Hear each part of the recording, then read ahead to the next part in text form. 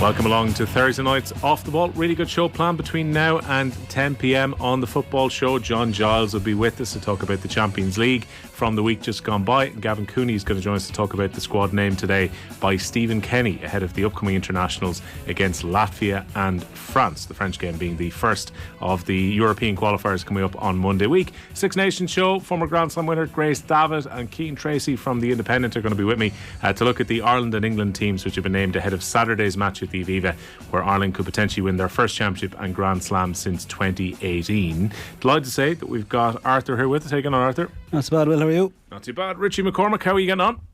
William, you well? Sure, look, as well as I can be on the eve of St. Patrick's Day and having to navigate a way out of the city over the next couple of days through all the tourists. Quite a few English tourists in town. I'm surprised they travelled, given the state of the English rugby team ahead of this weekend. But there were some English rugby fans in full voice and full colour earlier on the streets of Dublin as I was coming into work.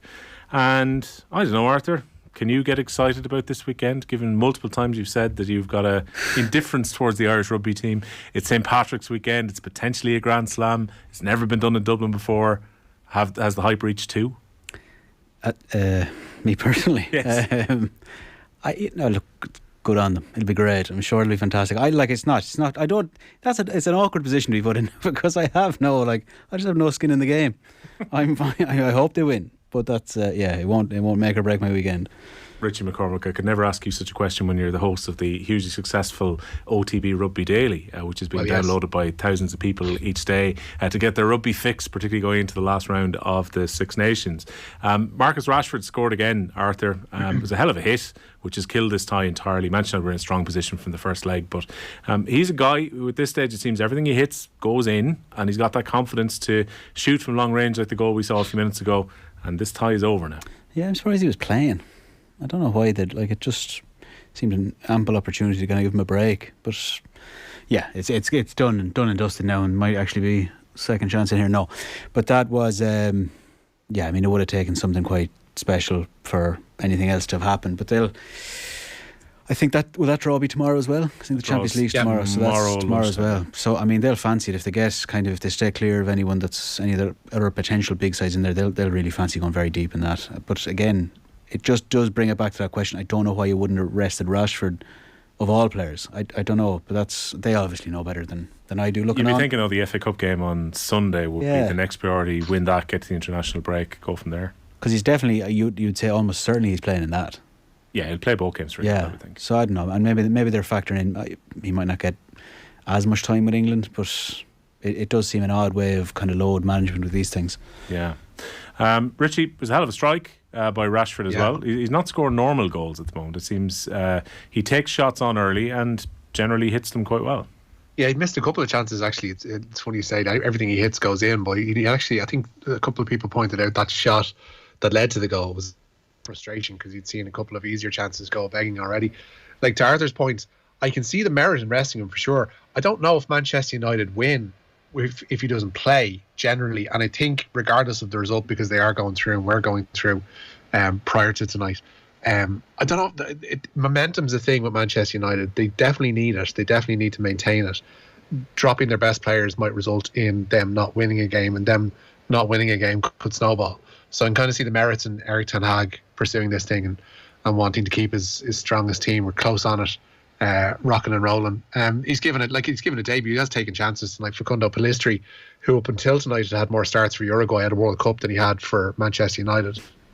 But he's gotten in there and got himself a yellow card. They brought on Sancho and Sabitzer and stuff like that. They're okay. I think they'll be fine. They'll probably rest players again against Fulham if they need to at the weekend, and who knows, they could be well into an FA Cup semi-final and a Europa League quarter-final, and having already got a trophy under their arm. It's a great season for them. Yeah, no, I think so. I think for a first season, first of all, to get that first trophy since 2017, Arthur, also to be looking reasonably comfortable in the race for the top four, so Champions League football should be there. The Europa League's a nice little safety valve in that respect too, if they were to go deep into this competition. And if they keep getting home draws in the cups, maybe the Carabao Cup won't be the last cup that they land. Yeah, it is. Like, on the face of it, it's an extremely strong start, and you would definitely, I suppose, for United fans, would definitely have taken anything approaching that. Like, I think any sort of trophy, I think if it were to stop now and it was a League Cup top four, that's a successful season. I suppose the assumption then always comes that it's going to be built upon. And I'm just trying to think back, like, because it was something similar. Wasn't Mourinho's first season the Europa League win, the League Cup win, and I need to check back. I don't know, was that the season where they finished second, but it was certainly, or finished further out, but they get into the Champions League anyway by virtue of the Europa League. And then obviously that went nowhere. So like, you do kind of, I suppose we'll know next season how good a base it's been this season. But in terms of what he possibly could have done, like from Ten Hag's perspective, he must be very happy with it. Yeah. Because look, things have fallen in their favour. Like, I don't think anyone at the start of the year was necessarily suspecting that Liverpool would be all but out of that kind of race. So they're not having to factor that in so far anyway for chasing top four. So yeah, I mean, they do have to be happy, but there are circumstances to it, and it is kind of contingent on what happens next. Yeah, I think someone will stumble over the line into fourth place is the way it looks at the moment with Newcastle's form, and also the fact that Tottenham Hotspur just can't find any kind of form. And Liverpool, we'll talk about with John Giles a little bit later on, haven't scored since that 7-0 at Anfield a couple of weeks ago against Manchester United. They drew a blank against Bournemouth at the weekend and beaten pretty comfortably, I thought, by Real Madrid 1-0 last evening, with Liverpool not carrying exactly a massive threat. The teams named ahead of that game, Richie, at the weekend on Saturday, England against Ireland, and a couple of the changes Ireland have had to make have been enforced. Yeah, Andy Farrell making 3 changes in total to that Ireland team for Saturday's Grand Slam decider with England. Robbie Henshaw and Ryan Baird come in for the injured pair of Gary Ringrose and Ian Anderson. The other switch sees Jamison Gibson Park make his first start of the competition this year with Conor Murray on the bench. Caelan Dorris has shaken off a hip problem to start at number 8. That's quite the image all the time. Dan Sheehan keeps his place at hooker despite suffering a shoulder problem in the win over Scotland. But Renan Kelleher has succumbed to his shoulder injury. He's ruled out with Rob Herring among the replacements. For England, Owen Farrell returns to captain the team at out half. Marcus Smith is dropped to the bench. Henry Arundel is in for Max Malins on the wing, while Manu Tuilagi replaces the injured Ollie Lawrence in the centre after coming back from suspension. In the second row, the injured Ollie Chesham is replaced by Northampton's Toulon-bound David Ribbons, and their much criticised back row is unchanged. Andy Farrell has said repeatedly that winning a Grand Slam at the Aviva is something they've spoken about since coming together in Portugal in January. The Ireland head coach has been explaining its significance today. Because we genuinely do care about the game in Ireland. What is it? Probably the fourth biggest sport. We want to grow the game. We want to inspire a generation of people to enjoy the rugby. And we want people to be proud of what we're doing, and that's genuine. We get a buzz from that connection. And we feel it massively. So again, we know what type of weekend it is for everyone involved. But the people who are coming to the game and the millions all around the world will understand our responsibility to make sure that we hopefully do them proud. Connor, on the text 53106, I have to agree with Arthur about the rugby. No interest in the hype or the team of us. Waiting for Limerick against Wexford this coming Sunday. Do you know why it's hard? It's hard from my, well, I don't know if anybody else is feeling this, but certainly from my perspective, the England team is such a busted flush that there doesn't seem to, I don't want to say there's no sense of competition or threat, but it does feel like it's a lessened prospect very much that's coming to town, and probably one of the weaker teams that we've played. I remember us being more fearful in the Six Nations of what Italy might do, and then obviously during the course of the game what Italy might do. But watching how bad and how flat England were last week, the fact that they haven't changed this back row, that they keep chopping and changing it out half regardless of the talents of either Owen Farrell or Marcus Smith, like it's hard to, like, it's England and it's a Grand Slam decider, but they're such a nothing team at the minute that it's really difficult to build that sense of, we want to beat the English, because we will beat the English. It's a matter of by how much we're going to beat them on Saturday. And that's not hubris. It's just we are, based on all available evidence, the better team and are better prepared and have a better mentality than that England squad. So it's very difficult to get really worked up about the whole traditional Ireland-England thing, because they're not good. They're not good in the slightest. Don't worry about hubris, by the way, Richie. Pretty much every ex-player who's been on every platform, not just here over the last week, has been talking about Ireland beating England and beating England at a canter this coming Saturday. I don't think we're the ones who are going to be clipped or who people are going to go back and say those guys said it last Thursday on the Newsround that England weren't going to win at the Aviva Stadium. So someone timestamped this exact quote, by the way. Yeah. You say we're not going to be clipped and use it back next week when we lose 16-15 and France are going away with the championship trophy. Okay, I think we're pretty cool when it comes to what's going to happen this weekend. But it does take away, I agree with you, Richie, an element of the danger this weekend. I think back of couple of seasons ago when Wales were in France on the last day and the championship was coming down and everything was remarkably exciting, and when England and Ireland have had some right tussles under Eddie Jones in recent years where you weren't sure how it was going to go, this time around I just can't see, and clip this by all means, the performance that England put in, especially in the second half against France last week, how they could get in order against an Ireland team who were able to lose 3 key players to injury during the match, had to have Cian Healy playing at hooker, Josh van der Flier throwing the ball in against the Scotland team who've been playing well and still found solutions. I just can't see England coming up to that level. And even on the England performance, like I was watching Johnny Wilkinson speaking afterwards on ITV last Saturday, and he was saying like, they'll be up for this. Like immediately after one of the most atrocious England performances in God knows how long, he was saying they'll have a different mentality and they'll be up for the Ireland game. It's like, it's delusional stuff from them to suggest that they'll suddenly pick themselves up mentally from where they were last week. Like they got beaten by this, like handsomely, by the second best team in the competition, and then they're going to be playing the best team in the competition. They haven't been able to put together any kind of threat. Like Matt Williams went through the stats brilliantly the other morning on OTB AM, and I'd recommend listening back to him because he knows what he's talking about far more than I. But based on all available evidence, like I say, England are just a rabble. And the idea that they can suddenly pick themselves up in the space of 7 days to put in a performance against a team that are better than France on, again, all available evidence, it's lunacy. Like, England 6, Ireland 3 at the weekend. Been a while, but my God. That's a proper rugby game. To hell with these 32-point games. We need to see just 2 penalties deciding a match. Tonight then, we're watching the game on the TV at the moment. Manchester United again look really, really comfortable against Real Betis. But we've got lots of football taking place, including football here at home as well. Yeah, the big game is in the Wee County tonight. Weavers Park is sold out for tonight's Louth derby meeting of Drogheda United and Dundalk. The first SSE or Tricity Premier Division game of the week kicks off at 7:45. Well into the second half, as you mentioned, in Seville, Manchester United 1-0 up with 17 minutes to go away to Real Betis, now leading 5-1 on aggregate. They are in tomorrow's draw for the quarterfinals in the Europa League. Fenerbahce 1-0 up at home to Sevilla. They've cut their arrears to just a single goal. Now 2-1 down on aggregate are the Istanbul side, to the perennial winners of this competition. The big winners of the night, though, Feyenoord, they're 7-0 up at home to Shakhtar Donetsk and 8-1 up on aggregate, putting in a really impressive performance.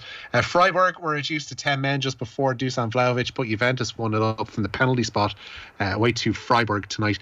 In the other 5:45 kickoff, Juve 2-0 up on aggregate. Gabriel Jesus starts for Arsenal in their tie with Sporting.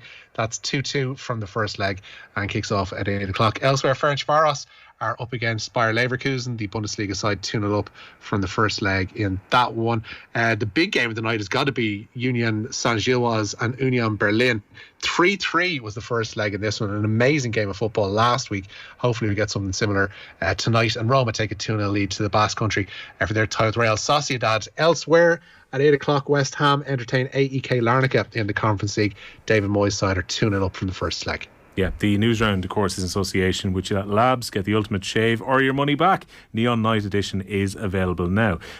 We will talk in a moment about angry football fan, about different players that didn't get into the Republic of Ireland squad. But this is, I would think, a text coming in on 5306 from a Munster supporter. Nobody is mentioning the lack of Munster players on the Irish team. Not good for the game.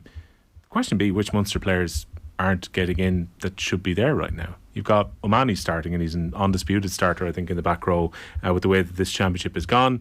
And Conor Murray's on the bench after Jameson Gibson Park played quite well, Richie, last week when he came off the bench against Scotland. Is there anyone from Munster who can feel hard done by at the moment? I think we're coming back to the usual argument that Gavin Coombs has probably deserved more of a look in than he's gotten so far. In the most competitive sector of the team.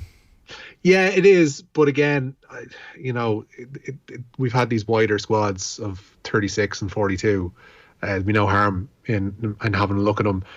He's still got plenty of time. John Hodden has still got plenty of time to come around to it. But they have been hamstrung by injuries. Like Keith Earls has been injured pretty much for the guts of this tournament. He would have been in and around the squad, you would imagine. Beyond that, yeah, like it will balance out. These things wax and wane.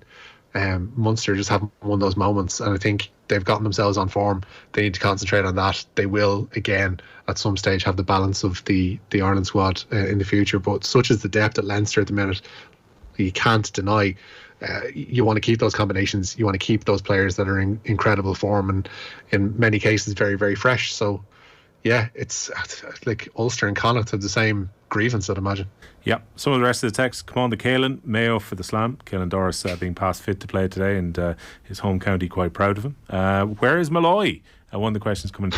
Joe Malloy, I would think, probably recorded Golf Weekly. Nathan's not here, so maybe Joe is carrying double duty by having to probably take on a bit more of the load on Golf Weekly this week. And then I'd say he's probably, at this stage, Arthur, getting, one or two suits ready for this weekend for the last round of the Six Nations. This one, Malloy really comes to the fore. A lot of prep. But he's never really normally here on a Thursday anyway. So, you know what I mean? It's a Newsround. So that texter needs to get just more familiar with the schedule. He'll be back on Monday. Also, this texter, who calls him Malloy? Like, everyone calls him Joe. I don't know. I mean, it's real public school kind of thing, isn't it? A little bit, yeah. Like, you're walking around the office, Richie, when you're here, you're not going around, hey Malloy, what's happening? I click my fingers while I'm doing it at the same time. Oof. I make sure that I'm heard, you know. Yeah, there you go. Coolest kid in town. Elsewhere, the Ireland squad has been named. Mikey Johnson's been called up for the first time. Yeah, the Scottish-born winger, currently on loan at Victoria Guimaraes, only received his international clearance in the last month. Will Smallbone graduates from the under-21 squad and is the only other uncapped player in the 26-man panel. Adam Ida does return, but could still miss out on these games with Latvia and France. Kenny said today the striker needs a scan on a foot injury that he sustained away to Huddersfield while on Norwich duty last night. The likes of Andy Lyons, Robbie Brady, Conor Harahan and Ryan Manning have been overlooked this time around, but it's Ireland's attack that excites Kenny the most. I think the characteristics of our forward players are completely different to what they were 2 years ago. You know, all of a sudden we've got players like Chidozie Ogbenya, Michael Obafemi, Adam Ida, Evan Ferguson, Troy Parrott. You know, players with who are direct, quick, and offers can play different ways. And obviously Will Kane and Mikey Johnson, who's a dribbler, so they supplement. So now we've got different qualities in our attack. We've got quite potent attacking players now, I feel. That's a nice way, Arthur, of Stephen Kenny going, hey, it's not all just about Evan Ferguson. You're watching him playing well in the Premier League. We've got a few guys around him here. Well, yeah, that's fine to say. I suppose he has to say that. But you have one of those guys who's kind of head and shoulders above the rest in terms of what he's doing and where he's doing it. Like, it's... You can't get overexcited about him. That's fine, and we'll see what he does. And again, there's that type of thing. Like it's such a small sample size of his career, even at senior level. Who knows what'll happen to him and where he'll go? But I don't know. It's that kind of constant reaching for the middle and for balance and thing. Like it's what you expect. It's what's probably necessary. It's probably sensible. But it's not very exciting. I think it's perfectly okay to look back and go, you know what? Last time Evan Ferguson played against Saliba, Everton gave Arsenal a bit of a run around, and Brighton, I should say, gave him a good run around. Yeah. And he played very well on Saliba, who could well start on Monday week. Yeah, and it's just... That could excite. I think the gulf as well is something...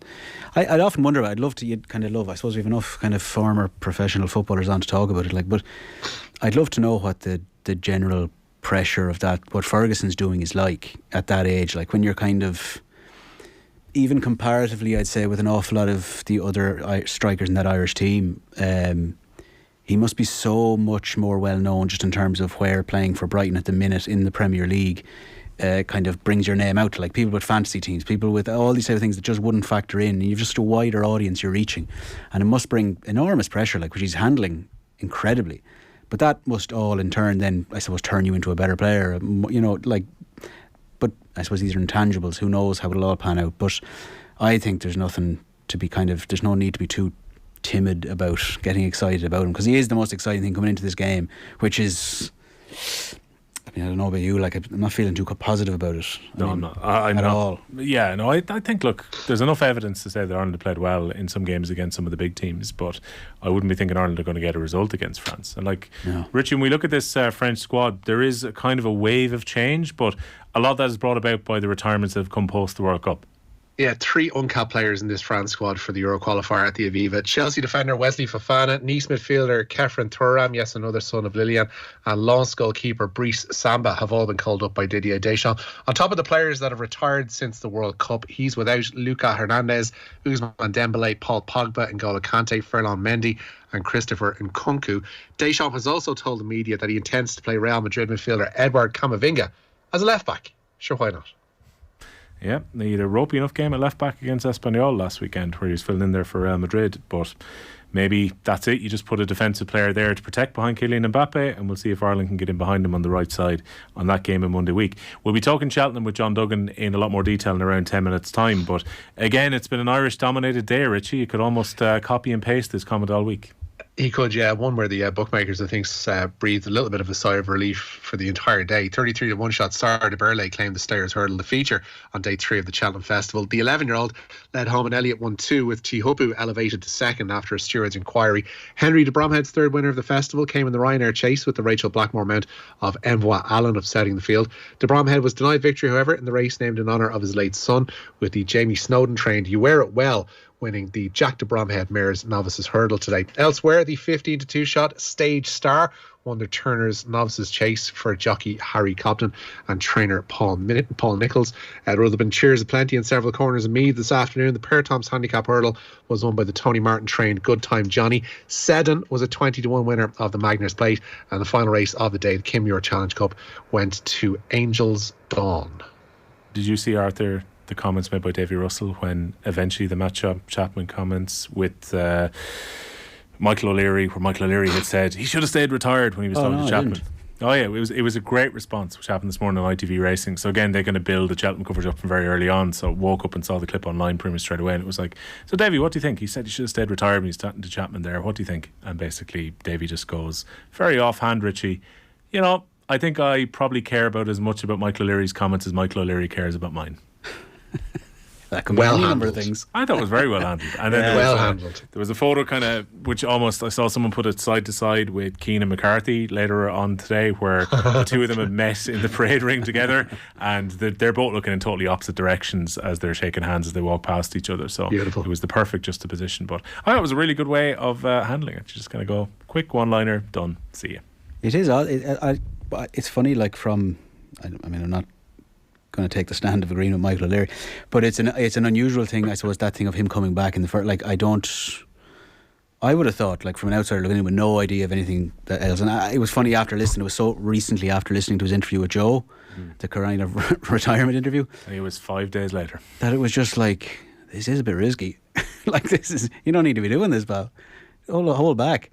But look, as long as he's happy with it and healthy, so be it. Yeah, I think he's feeling he's going back to help out Connections, who needed a jockey for the festival, and he could just quietly go back into retirement. It doesn't really matter how this week goes for him either. But that is Michael O'Leary, who will be very much in contention to be the next host of the Late Late Show. He should be running the country. Should be, Will.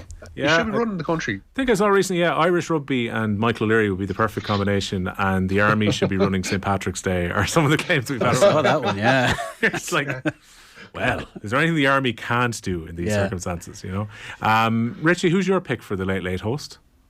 Who did I say? Well, I was actually in contact with, after I put up a graphic earlier on, which suggested that there is only one host. And in fairness, there is only one host that should take over from Ryan Tubridy, aside from the King of the Midlands, Will Callaghan.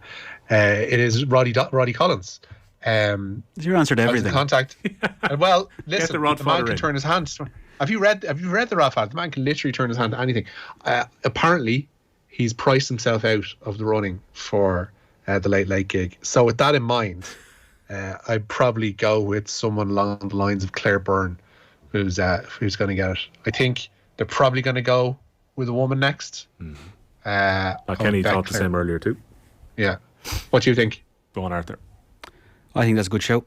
I'd like to see that. I like, it's hard to know. I don't watch it to begin with, so I'm not going to be too. In fact, you know what I mean. Like, your Friday nights are largely unaffected. Yeah, like I'm not. Yeah, it's win-win for me anyway. But I do think she's very good. So that'd be grand. What about you? Yeah, I think that's the direction they're going to go. It almost seems a little bit too obvious, unless they decide to go, external. But I don't think they will. Like, I mean, they're not going to get Norton to come back across and. There'll be Jesus, a clamour. no. They couldn't afford him. They couldn't afford him for a couple of weeks. And I'm sure there'll be a clamour around Montrose for loads who will want to get it internally. I saw people talking about Sarah McInerney. I hope it's not Tommy Tiernan, because I hope Tommy Tiernan keeps doing his show as it is now. I think it would be bad for the late and bad for Tommy Tiernan if he was. 2 words, Will. 2 words. Marty Morrissey. The Marty Party every Friday night. And he could still do a GA commentary as well. Imagine the Marty version of the Country and Irish special that usually happens every year. The Marty version of the Valentine special that happens every year. Marty hosting the toy show. I mean, this is televisual gold. Can I have these happen just as a one-off? And just like, parachute them in for those shows? Can you rent them out to do the specials? What are Marty's rates? 5306. When will thing go? When does it end? When's Subberty over? May. All right, so there's no more. They haven't picked. They've said they have no plan yet. So No, he's done. Where are we now? Yeah, he's done his last toy show and all that. Yeah. I'd love. They should do it out on an audition type basis. You get like whoever wants a Like grand, and you get to do a week like at a an time. X Factor kind of thing. Well, why not? I mean, you'd watch that. If the ratings keep going, you're gone. Yeah, exactly. We can have live votes. You drop below like speed, or you drop below a certain point, you're gone. Ends there and then. Next person in. Oh, it's like the Gong Show. You hit the gong if they've just run out of time. They're gone. You need the old Huey Green clapometer from back in the day. Why not? We know where Joe Malloy is right now. He's gone to his agent to check out the late. Also, a final text coming in from Joe, not that Joe. What is the story with everyone using the words moments to describe play in football matches, which have been used to describe rugby? In these moments, we had some good moments in the game as everyone learned to talk like Jurgen Klopp. I think, teams talking about suffering seems to be a thing that European managers have brought in, and now everyone seems to use it. The team had to suffer a bit. And as far as those kind of cliches and stuff go, I do like... He's in a good moment. I'm in a good moment. I just like it. I like it as a phrase. It's a nice kind of. It's a funny one to say. One to look out for. That's snuck under the radar is a rugby thing. Rugby coaches, and this is across the board, all 4 provinces, Ireland internationals. They say peace a lot. PIECE, as regards something that they've been looking at or trying to work on. So like the motivation piece or the attack piece or whatever. It's that kind of thing. That's snuck under the radar a lot, and I'd love to know where that one came from. seems to be stolen from art history for the Leaving Cert, which tends to be peace. Never mind. Well, look, Richie, thanks a million. Sure, look. Enjoy it. Arthur, we'll talk to you again in a little bit. Cheers, Will.